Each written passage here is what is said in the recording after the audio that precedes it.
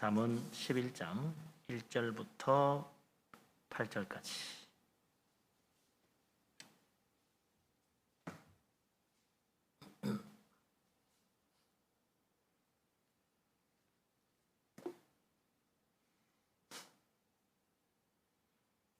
다 같이 한 목소리로 잠언 11장 1절에서 1절부터 8절까지 말씀을 받들어 읽겠습니다. 속이는 저울은 여호와께서 미워하시나 공평한 추는 그가 기뻐하시느니라.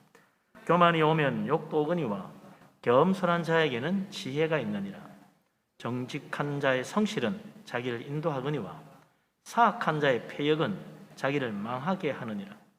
재물은 진노하시는 날에 무익하나 공의는 죽음에서 건지느니라. 완전한 자의 공의는 자기의 길을 곱게 하려니와 악한 자는 자기의 악으로 말미암아 넘어지리라. 정직한 자의 공의는 자기를 건지려니와 사악한 자는 자기의 악에 잡히리라. 악인은 죽을 때 그 소망이 끊어지나니 불의의 소망이 없어지느니라. 의인은 환난에서 구원을 얻으나 악인은 자기의 길로 가느니라. 아멘. 날씨가 많이 더워졌죠. 땀이 좀 나는 그런 느낌이 들어요. 마스크 쓰고 있기가 참 힘든 그런 때인데 마스크 잘하고 계시고 잘 참으시기 바랍니다.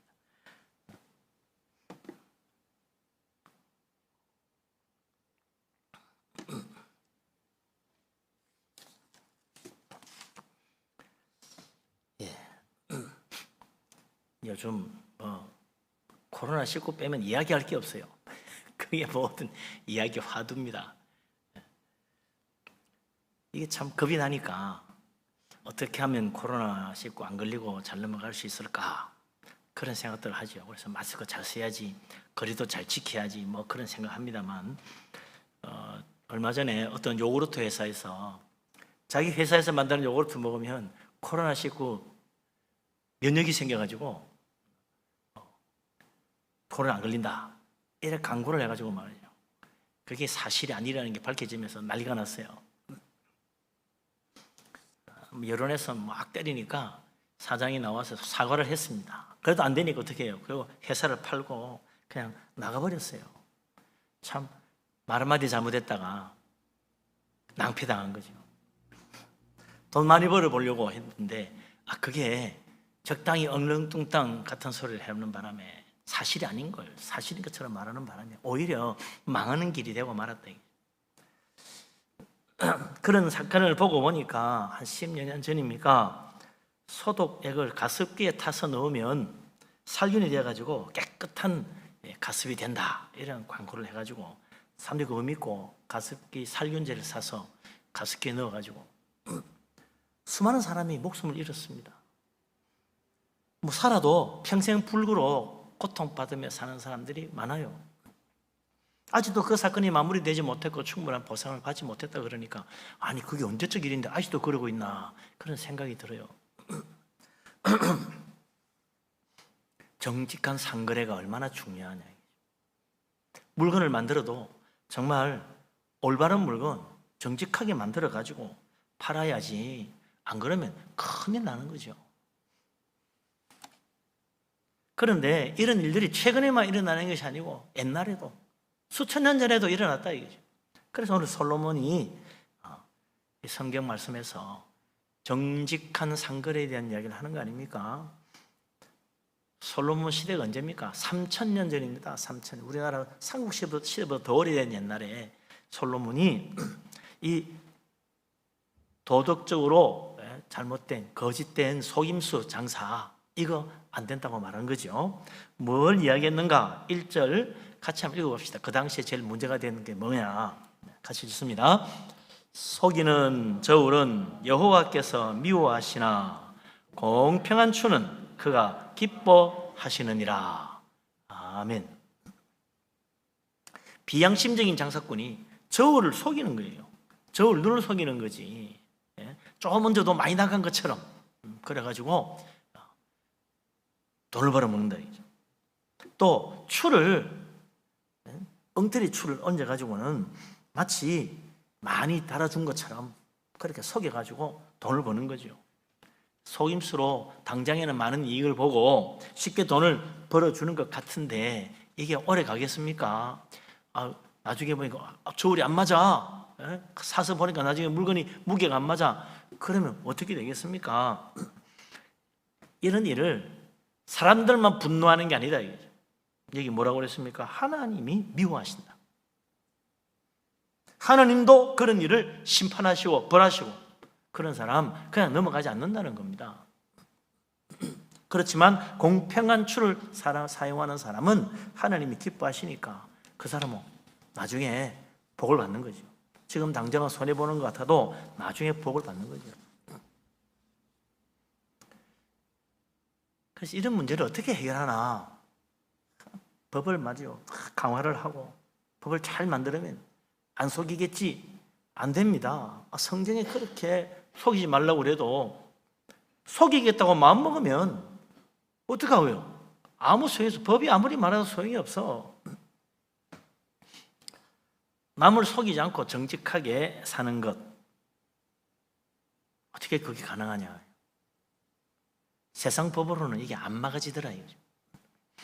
오직 온 세상 모든 은밀한 일까지 심판하시는 하나님, 그 공의로우신 하나님의 심판을 믿어야만 두려운 마음으로 내가 정직하게 살아야 되겠구나, 그렇게 되는 거지. 법은 피해가고 그때만 넘어가면 돼요. 눈 가리면 적당히 넘어가면 괜찮아, 문제없어, 이렇게 한다 이거죠. 세상 법의 한계입니다. 따라다니면서 모든 사건을 다 검사할 수는 없잖아요. 그래서 우리가 믿음으로 살아야 됩니다. 하나님 두려워하는 마음으로, 하나님의 마지막 심판을 두려워하는 믿음으로 살아야 된다. 그 앞에서 하나님 심판하실 텐데 하나님이 기뻐하시는 삶을 살아야지 하나님 미워하는 삶을 살면 안 된다 이거죠. 그때 가서 어떻게 그걸 감당하겠어요? 그런데 참 곤란한 것은 속임수를 쓰는 사람이 양심의 가치를 받으면 되는데 오히려 거꾸로 마치 자기가 정직한 것처럼 말하고 행동합니다. 이거 마치 자기가 선심 많이 사가지고 많이 주는 것처럼. 속이는 상사꾼은 마치 자기가 공평한 추를 쓰는 것처럼 말하고 그렇게 행동한다 이거죠. 자기가 정직한 것처럼 공의로운 척, 속이는 거죠. 거짓으로 자기를 가리는 겁니다. 근데 아까도 얘기했지만 거짓된 정직, 거짓된 공의, 거짓된 저울, 거짓된 추는 사람과 세상은 속일 수 있어도 하나님은 속일 수 없다 이거죠. 하나님 눈을 어떻게 속입니까?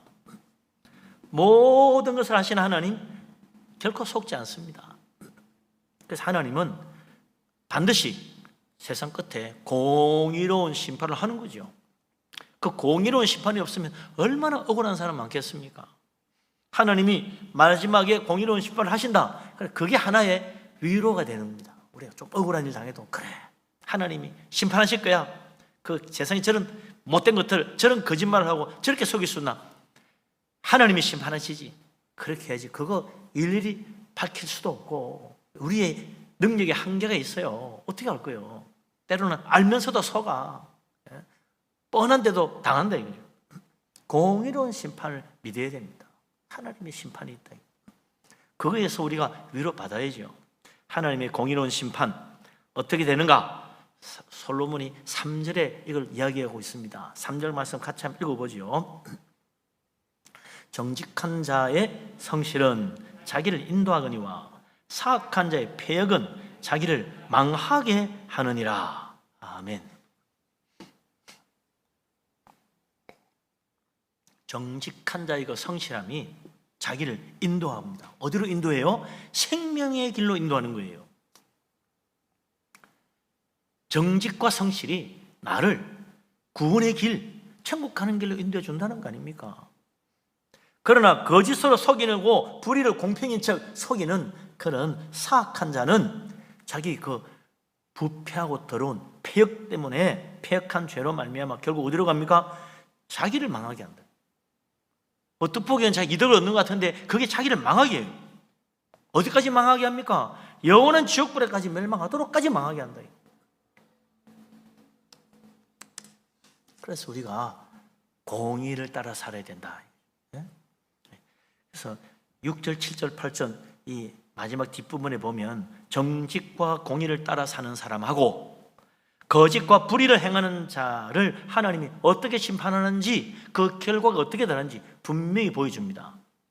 어느 정도 차이가 나는가? 6, 7, 8절 같이 한번 다시 읽어보죠. 6, 7, 8절. 정직한 자의 공의는 자기를 건지려니와 사악한 자는 자기의 악에 잡히리라. 악인은 죽을 때 그 소망이 끊어지나니 불의의 소망이 없어지느니라. 의인은 환난에서 구원을 얻으나 악인은 자기의 길로 가느니라. 아멘. 모든 거짓을 행하는 자, 불의를 행하는 자, 속이는 자, 그렇게 하는 사람들은 결국 그 모든 거짓과 불의와 속임으로 뭘 했냐? 땅에 재물을 쌓아요. 땅에 재물을 쌓습니다. 그러니까 어떻게 돼요? 이 세상이 멸망할 때 그가 모아놨던 모든 재물도 다 함께 멸망하는 거예요. 자기 인생이 끝나는 날 그 모든 거 하나도 못 가져가고 다 내놓고 가야 돼요. 아무런 도움이 되지를 못해요. 그래서 악인이 말이죠, 온갖 거짓과 불의로 자기의 많은 재물을 이루고 잘 산다 할지라도 죽을 때, 악인은 죽을 때 어떻게 됩니까? 소망이 끊어진다고 해요. 자기가 내가 이렇게 많이 모아놨지, 이게 나는 이제 내 인생 걱정할 거 없어 했는데 그게 아무 소용이 없어요. 그 재물이 나에게 소망을 주지 못해. 멸망하는 거예요. 불의의 소망은 없어지게 돼 있다. 불의의 소망은 없어집니다. 그러니 그거 붙들고 있으면 안 돼. 내일이 없다니. 불의는 내일을 보장해 주지 않아요. 세상과 함께 멸망하니까. 그러나 하나님께서 정직한 자, 공의로운 삶을 사는 자에게는 분명히 말씀합니다. 자기를 건짐받는다. 자기를 건진다. 어떻게 구원한다는 거죠. 하나님 구원해 주십니다. 의인은 8절에 분명히 말합니다. 환난에서 구원을 얻는다. 마지막 멸망의 심판에서도 구원받아. 모든 자들이 멸망의 죄악에 그 지옥불에 떨어질 때 거기서 구원 얻어 천국으로 가는 거죠. 그러나 거짓과 불의로 공의로운 척, 정직한 척 했던 모든 거짓된 자들, 그 사악함으로 자기 악에 사로잡혀가지고 자기 악이 자기 발목을 잡아가지고 자기가 믿었던 소망은 다 끊어지고 없어져 버리고 결국 멸망의 길, 죽음의 길로 가는 거죠. 그래서 하나님 뭐라고 말합니까? 거짓을 버려라. 거짓을 버려. 진실하게 살아라. 성실하게 살아라. 어렵게 살아라. 그래서 하나님 기쁘시게 해야 구원받는다라고 말하는 겁니다. 하나님 앞에 정말 우리가 성실하고 진실하게 살아서 하나님 기쁘시게 하는 사람 다 되어가지고 하나님 앞에 큰 복을 받고 영생 천국에 이룰 수 있는 복된 사람 되시기를 주님의 이름으로 축복합니다. 아멘. 아멘 하는데 자신이 없어. 아멘 소리가 약해. 왜? 아이고 나는 그렇게 못 사는 것 같아. 그게 정직한 거요. 정직하게 살아야 되고 공의롭게 행해야 되는데 나는 그래 맞아 정직하게 살아야지. 자신이 없어. 왜? 우리가 다 죄인이니까. 정말 공의롭게 성실하게 살아가지고 다 하나님 기뻐하심 받고 하나님의 축복받아 천국 가야죠. 할렐루야. 아멘. 아멘 소리가 떨려. 왜? 자신이 없잖아. 지금까지 그렇게 못 살았는데 앞으로도 그렇게 살 수 있을까? 아이고 나는 안 될 것 같아. 한 번도 불의를 행하지 않았던 사람 없어요. 한 번도 거짓을 행하지 않았던 사람 없어요. 평생 정직하게만 산 사람, 나는 평생도록 진실하게만 살았다, 그런 사람 한 명이나 있을까요? 없다는 거예요. 한 명이라도 있느냐? 없어요. 목사님 무슨 소리입니까? 성자가 이 세상에 얼마나 많습니까? 누구도 성자고 누구도 성자라고 그러고 뭐 그럽니다. 사람들이 하는 소리고 하나님은 아니요. 하나님 앞에 성자가 어디 있어? 다 죄인이지. 그래서 이사야 선지자가 이사야 64장 6절에 유명한 말을 하지 않습니까? 이사야서 64장 6절 한번 읽어봅시다. 참 중요한 말입니다. 이사야 64장 6절.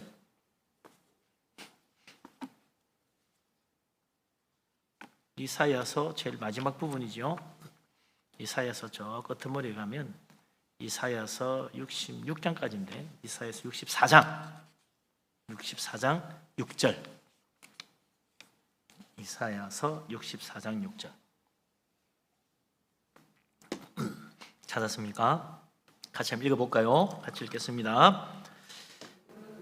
무릇 우리는 다 부정한 자 같아서 우리의 의는 다 더러운 옷 같으며 우리는 다 잎사귀같이 시들므로 우리의 죄악이 바람같이 우리를 몰아가나이다. 아멘. 아무리 진실하게 살고 정말 깨끗하게 정직하게 살았다고 말하는 사람도 하나님 앞에 서보니까 모두 다 부정한 자 같더라. 더럽기가 한이 없어. 얼마나 더러우냐. 우리의 의로 내가 정말 어렵게 살았다고 생각했는데 하나님 앞에 서보니 더러운 옷과 같더라. 사람들 앞에서는 자랑스러웠어. 누구도 넌 아무개 정말 훌륭한 사람이야. 정말 대단한 사람이야. 모두 다 손가락 치켜 세우고 그 사람이라면 다 칭찬해 줬는데 나도 이제 하나님 앞에 가면 그래 내가 사람들이 이렇게 나를 칭찬하고 나도 인정해 주는데 아니 하나님도 인정해 주겠지 하고 가봤더니 하나님 앞에 서보니까 하나같이 더러운 옷 같은 자기의 부끄러운 모습밖에 없더라. 세상 모든 인생은 하나님 앞에 가보니까 시들어버린 잎사귀 같더라. 잎사귀가 시들어버리면 참 초라합니다. 파릇파릇 돋아날 때는 이쁘고 좋은데 시들어보세요. 한가 쓰레기야. 그 초라한 낙엽이 바람에 휘 날려가면 남는 게 하나도 없어요. 죄악이 바람같이 우리를 몰아가니 남는 게 없어.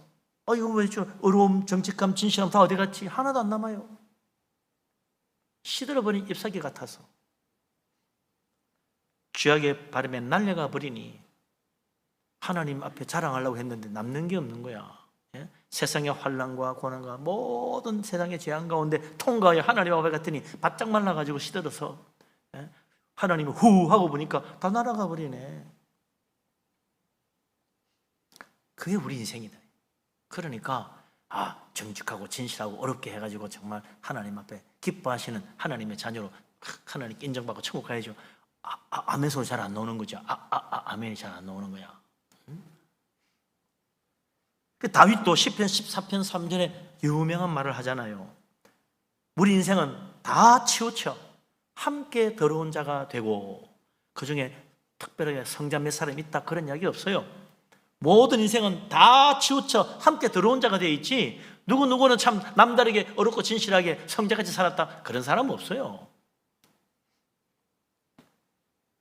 선을 행하는 자가 없으니 하나도 없도다. 몇몇 사람은 선을 행하는데 나머지는 참 안 되구나. 이게 아닙니다. 선을 행하는 사람이 없는데 한 사람도 없어요. 모두 다 죄인입니다.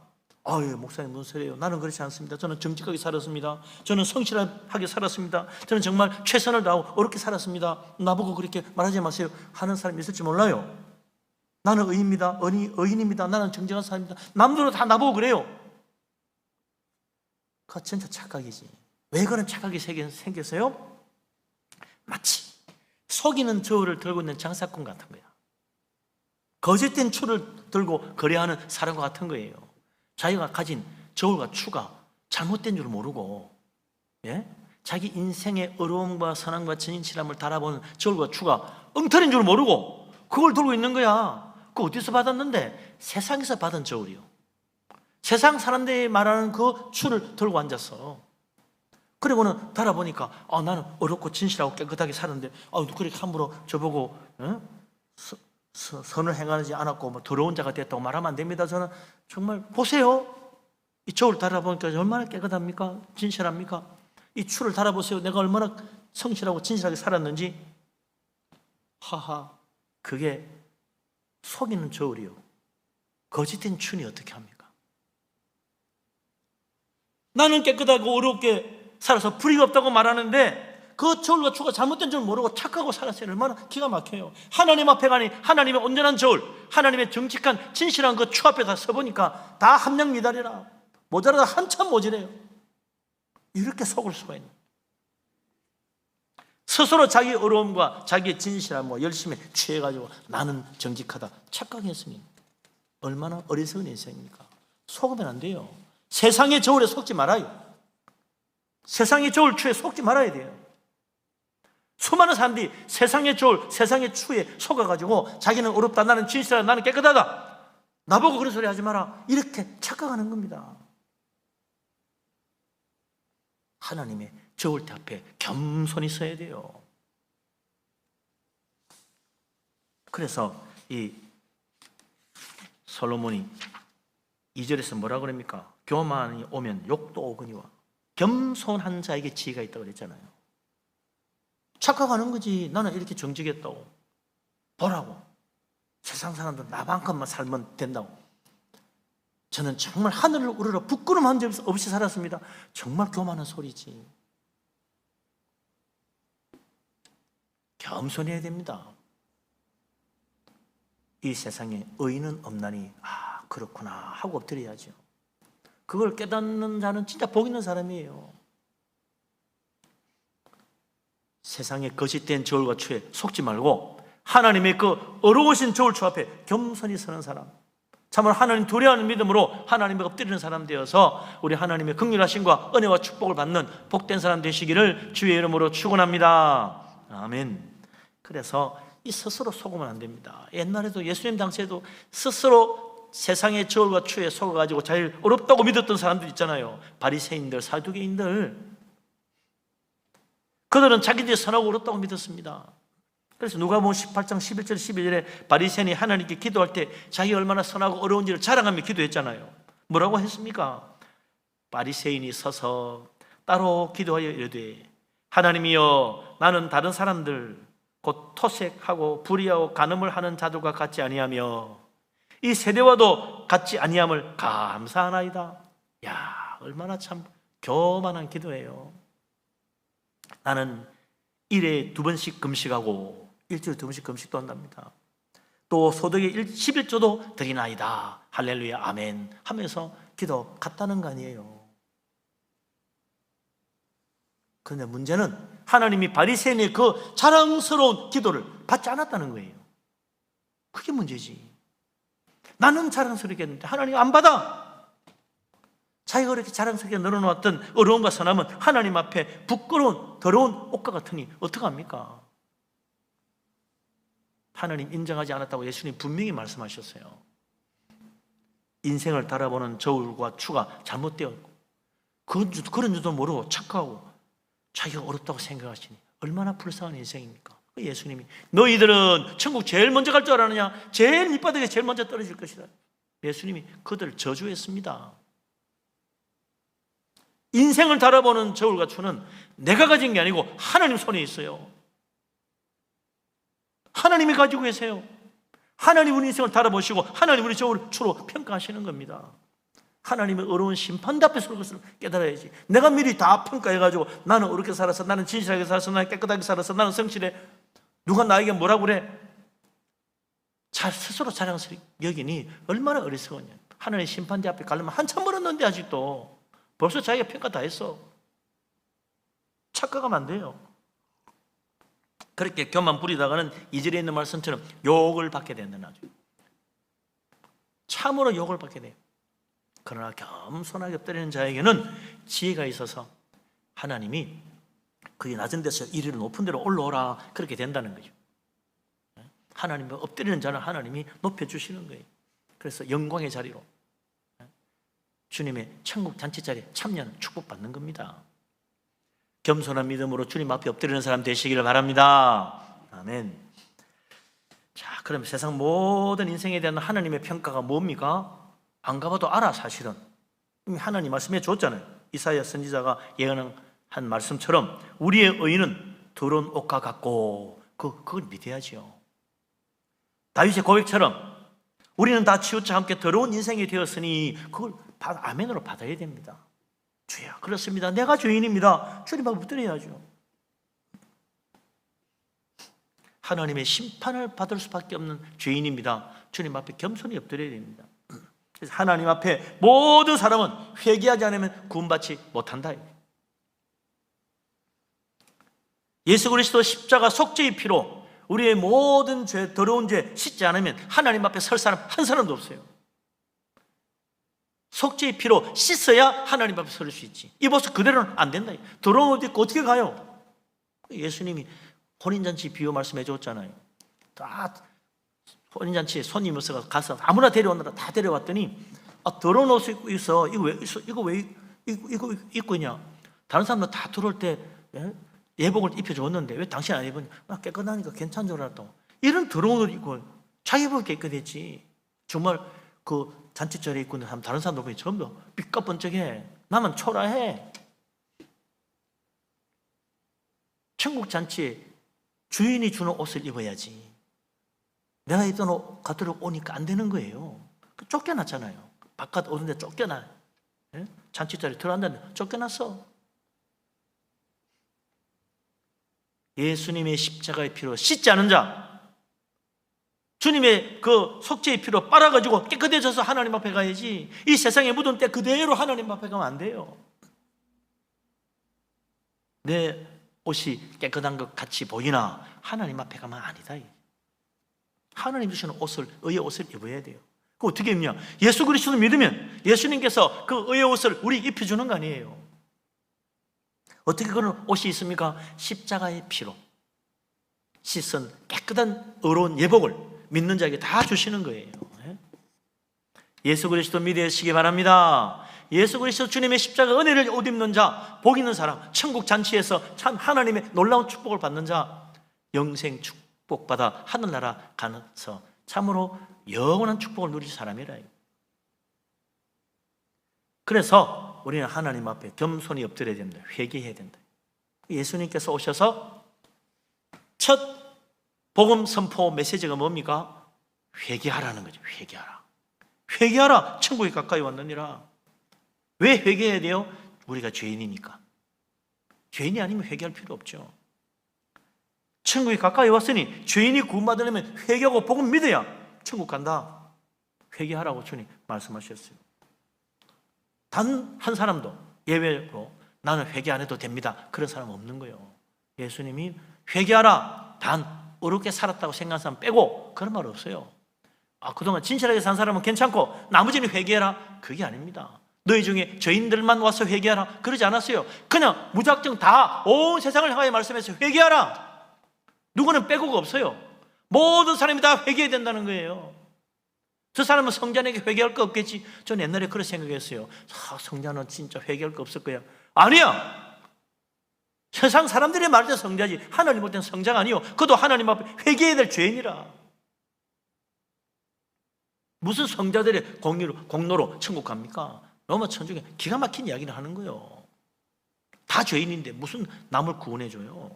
자기도 회개해야지.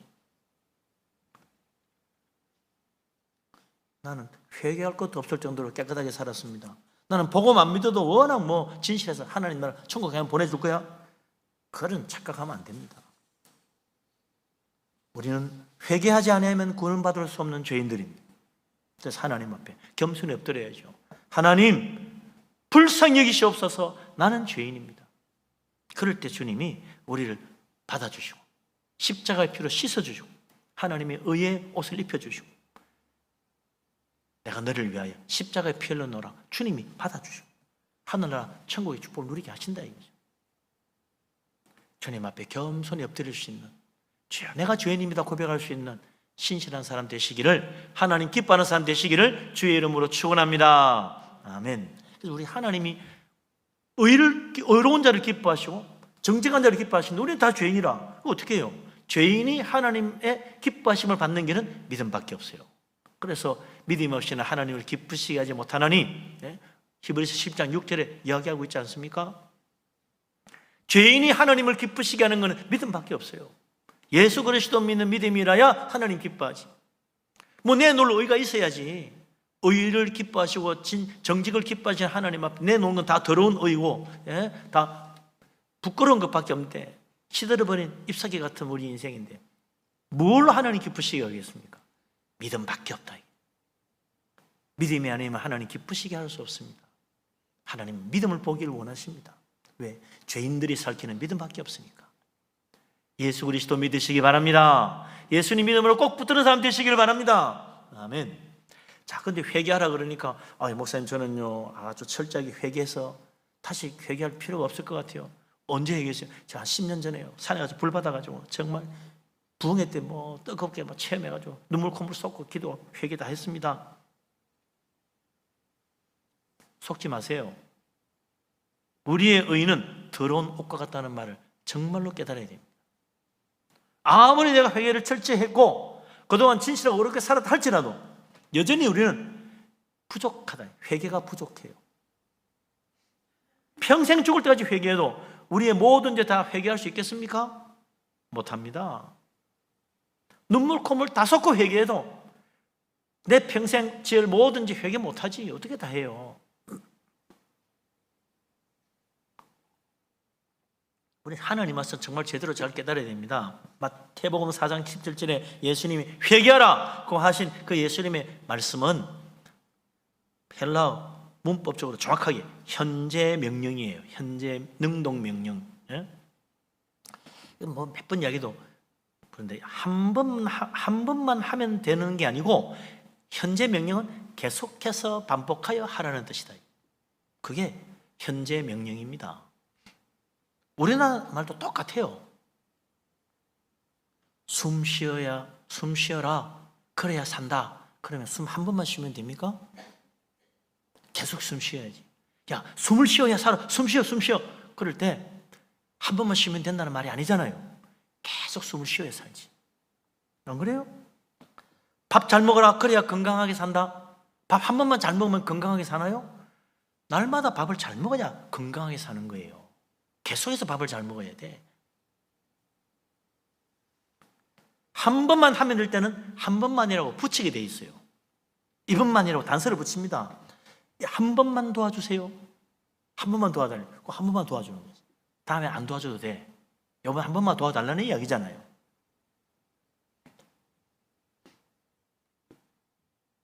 병원에 갔더니 한의사 선생님이 이제 그동안 침 많이 맞은 오늘 한 번만 더 맞으면 앞으로는 안 와도 됩니다.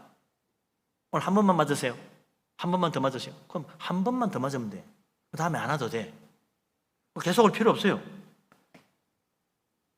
우리나라 말이나 헬라어나 영어나 다 마찬가지입니다. 현재 명령은 계속의 뜻이 있어요. 학교 잘 다녀야 한다. 그때 어떻게 해요? 한 번만 가면 되나요? 날마다 학교 잘 가라는 이야기지. 그죠? 공부 열심히 해라. 한 번만 하면 되나요? 계속 열심히 공부해야 돼. 한 번만 하라고 할 때는 한 번만이라고 붙이는 거예요. 오늘 하루만 제발로 책 좀 읽고 공부 좀 열심히 하거라. 한 번만 하라는 이야기예요.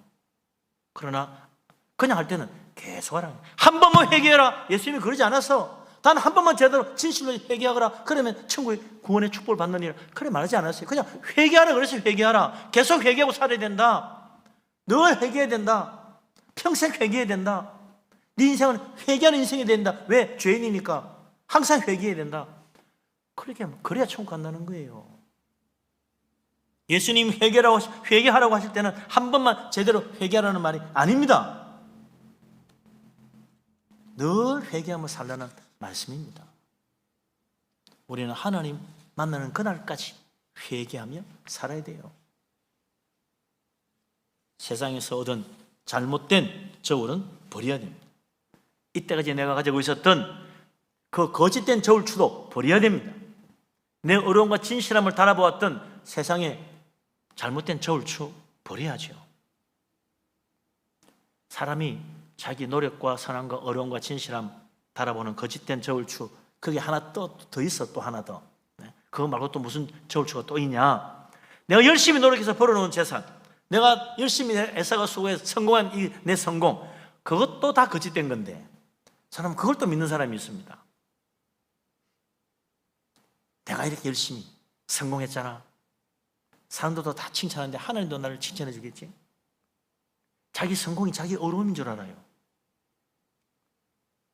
근데 솔로몬은 아니라고 분명히 말합니다. 4절에 뭐라고 그랬죠? 4절 말씀 같이 한번 읽어봅시다. 4절. 재물은 진노하시는 날에 무익하나 공의는 죽음에서 건지느니라. 아멘. 세상에서는요, 재물 많은 사람 다 부러워합니다. 성공한 사람 모두 다 우러러봅니다. 나도 좀 저 사람처럼 성공하고 재물 많이 모아서 부자 됐으면 좋겠다. 다 그렇게 되고 싶어 해요. 세상에서는 통합니다. 성공과 재물이 통합니다. 모두 다 칭찬합니다. 그러나 천국에서는 안 통한다. 하나님께는 통하지 않아요. 내가 성공했으니 천국도 무사히 들어갈 것이다. 천만에요. 내가 부자로 살았으니 세상 사람 다 알아주니까 하나님 알아주실 것이다. 아니요. 솔로몬은 분명히 말하잖아요. 재물은 진노하시는 날에 무익하느니라. 무익해요. 아무런 도움이 안 돼. 이 세상에 최고 재벌이라도 하나님 앞에 진노의 심판이 있는 그날 아무런 도움이 안 됩니다. 그건 세상에 없어질 거니까. 재물은 영생 얻는데 아무런 도움이 안 되고, 세상의 성공은 구원받는데 아무런 도움이 안 됩니다. 무익하다. 그 구원은 어떻게 받아요? 공의가 죽음에서 우리를 건져준다 그러지 않습니까? 공의로움이 있어야 됩니다. 공의. 영원한 죽음에서 우리를 건져주는 것은 공의로움이다. 사람의 공의는 아무리 훌륭해도, 세상 사람들이 성자같이 살아도 칭찬해도 하나님 앞에는 아니라고 그랬잖아요. 더러운 옥화 같고 바람에 날리는 말라비틀어진 잎사귀처럼 초라한 것이라 하나님 앞 인정받지 못합니다. 그래서 마태복음 5장 20절에 예수님이 이야기하셨어요. 내가 너희에게 이르노니 너희 의가 서기관과 바리새인보다 더 낫지 못하면 결코 천국에 들어가지 못하리라. 이 말은 무슨 말입니까? 서기관과 바리새인들의 의로움으로 천국 간다는 말입니까? 못 간다는 말이죠. 그것도 못 가고 그 정도 해가지고 되는 게 아니다. 자기 노력, 자기 선함으로 이룩한 의로움 자랑하는 서기관 바리새인, 그 의로움으로는 천국 못 간다. 그보다 더 나아야 된다. 더 나은 의가 있어야 된다. 그게 뭡니까? 예수 그리스도 주님의 의로움을 옷 입어야 한다. 죄 없으신 분으로 이 세상에 오셔서 죄를 알지도 못하시고 죄를 짓지도 않으신 참으로 어르신 하나님의 아들 예수 그리스도, 그분이 세상 죄를 짊어지고 십자가에 자기를 들여 희생 제물로 죽으시고 다시 부활하신 그 주님의 그 의로우심, 그걸 받아야 된다. 그 의로움 아니면 천국 못 가요. 왜? 예수님은 분명히 하늘나라 올라갔잖아요. 예수님은 자기 의로움을 하늘나라 갔어요. 그러니 주님의 공의로움이야말로 천국 갈 수 있는 유일한 의로움입니다. 다 예수님 믿고 주님의 의를 옷 입어야 돼요. 누구에게 예수님이 자기의 의를 옷 입혀 주십니까? 회개하는 자.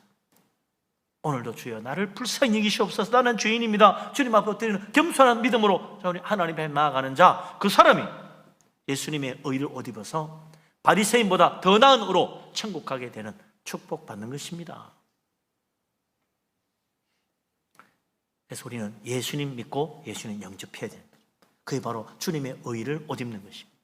바리새인 의로는 안 됩니다. 그보다 훨씬 더 나아야 돼요. 예수 그리스도 십자가 의 아니면 누구도 구원받을 수 없다. 오늘도 우리가 그래서 주님의 십자가 은혜에 의지하는 것입니다. 예수님 이름 붙들고 하나님 앞에 나아가는 거예요. 오늘 이 예배도 주님 이름 아니면 하나님 안 받으세요. 더러운 옷과 같고 시들어버린 잎사귀 같은 거예요. 초라한 거예요.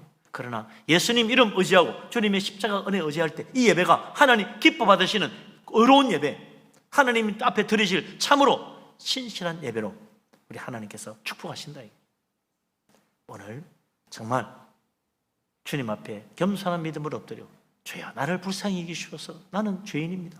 날 회개하는 믿음으로 주님 앞에 나아가서 주님 오시는 날 주님 앞에 설 때 우리 주님이 우리를 기뻐하시고 주님의 십자가 은혜의 의로 저 천국의 영광의 나라에 이르는 축복된 사람 다 되시기를 주님의 이름으로 축원합니다. 아멘. 기도합니다.